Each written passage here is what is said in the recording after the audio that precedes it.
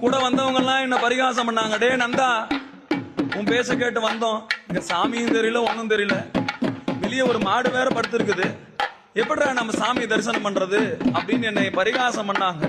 நான் கை கூப்பி கண்மூடி, அப்பா உன்னை தேடி வந்த எனக்கு இதுதான் நிலைமையா? அப்படியே கண்ணீரோட நான் சாமி தரிசனம் பண்ணிட்டு இருக்கும் போது உள்ள இருந்து பெருமான் சொல்றாரு, நந்தியை பார்த்து, பிள்ளாய் சற்று தள்ளியிரு, என் மகன் வெளியே இருக்கிறான், நீ என்ன பண்ணு, ஓரம் தள்ளியிரு, பிள்ளாய் சற்று தள்ளியிருன்னு சொல்லி நந்திய பெருமானை சொல்லவும் அந்த பெரிய மாடு அப்படியே பக்கமா தள்ளி போச்சு. உள்ள பேரொளி பிழம்பாக அப்பன் தெரிகிறார். உள்ள அந்தணர்கள் தீபாராதனை பண்றாங்க. பேரொளி பிழம்பை நான் தரிசனம் பண்ணி சிவலோக